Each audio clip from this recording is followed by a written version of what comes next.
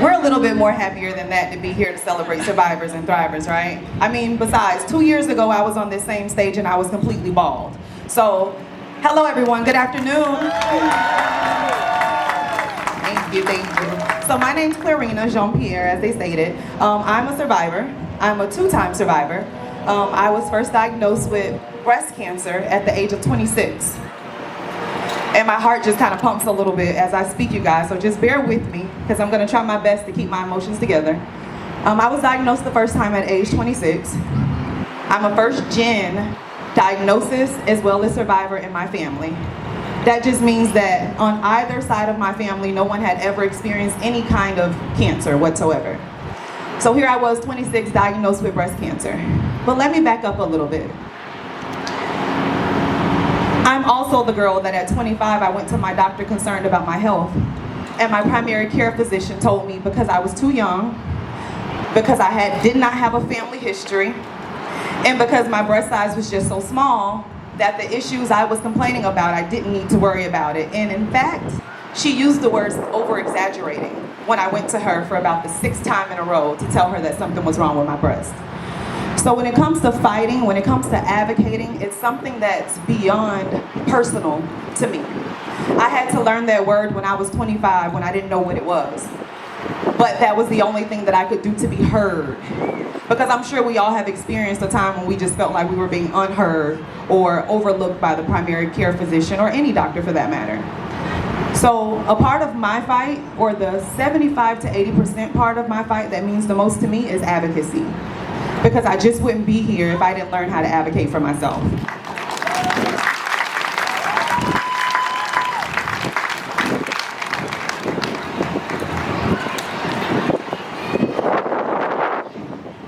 I'm sorry, guys. All right. So that was my first journey. Here I was, 7 years out, completely cancer-free, from stage 2, DCIS, HER2 negative, ER negative. I had a mastectomy at 26.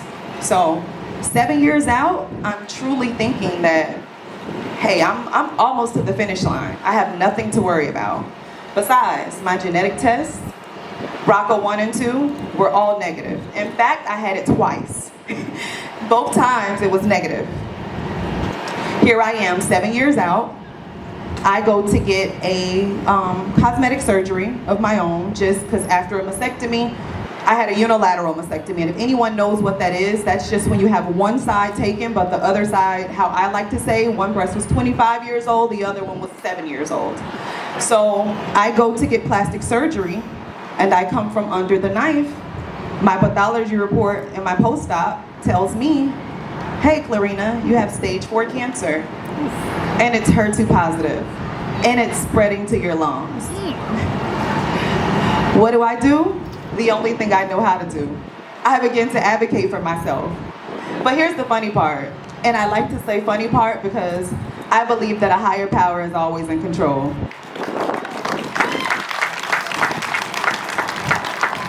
I had literally just taken a job as an oncology medical professional in a cancer center in Boca, and completely changed my career from education back to healthcare. I was not even 2 weeks a new employee going through orientation. In the chemo room, in the infusion room, is where I was working. So when I got re-diagnosed with my reoccurrence, all I could do was go back to work and run down the hallway to a specialist. I didn't know what else to do. Even if I had called my older oncologist, I would have to wait for an appointment. The only thing I can think about outside of my family was run to find someone to help me and give me answers. In stage 4, as Zach said, is a whole different ballgame. I didn't know what to do with that. I didn't know what to think. I didn't know where to go. I didn't know what to do. But I knew that I was gonna fight. That was hands down. I was ready to fight.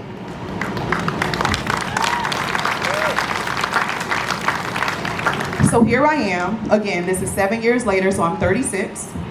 I'm married, I'm working. I have a daughter who's a freshman at Nova University. So I'm a mom to a freshman in college, and I'm a wife. this is after COVID, when everyone felt the inflation of the world. It's impossible for me to think about not being at work, but I have to take care of myself. I start chemo, I go through chemo, I find out that it had spread to my lungs. I start chemo and I meet these wonderful ladies from ACS. Lindsay, Lisa, Candace, Angie, and these ladies were rock stars. These ladies were my backbone. You hear me? These ladies kept me standing when I couldn't stand. These ladies kept me smiling when I didn't know how to smile. Like I said, 2 years ago, I was on this stage for Lindsay. Well, not this stage, it was the Making Strides stage. But I was on the stage for Lindsay and I was 2 days out of chemo. But those ladies told me I can do it, and boy, did I do it. And not only was I on the stage, I stayed out there, I walked, I celebrated with the other thrivers, I celebrated with the other fighters, and I'm standing in front of you ladies today, and gentlemen today. And I just want to tell you that more than anything outside of our fight, advocacy is what's important. The only way we're going to get these numbers down is advocacy. Especially us women and men of color. The numbers are going up, and it's not because we're at higher risk, it's because we don't know. We're not advocating, we're not talking about it, we're not telling our friends, our sisters, our brothers, our neighbors what's going on. Cancer is not just a diagnosis. If anything, it could be the gift of life for some people. Some of us are not getting treatment because we're afraid, because we're scared to just speak about it. Advocacy is so important. Advocacy could help bring a lot of people to find out if they have a genetic gene. Early detection and advocacy is what we're walking for today. I don't know about you guys, but like I said, I fought twice. And I had metastatic cancer, so it's inevitable. I'm probably gonna be fighting this thing for the rest of my life. But I can tell you one thing.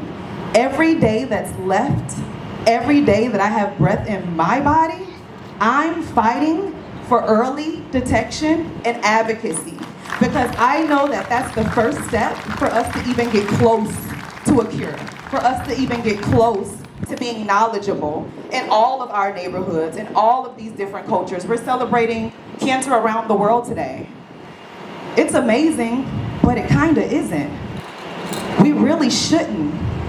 You know, it shouldn't be so outspread. We have it in every country. We have the disease in every country, but we have no cure in either country. Come on, guys. Advocacy and early detection. Thank you guys for giving me the time on this stage to listen to my story. My name's Clarina Jean-Pierre. Have a good afternoon. Thank you, Clarina. Thank you for sharing your courage.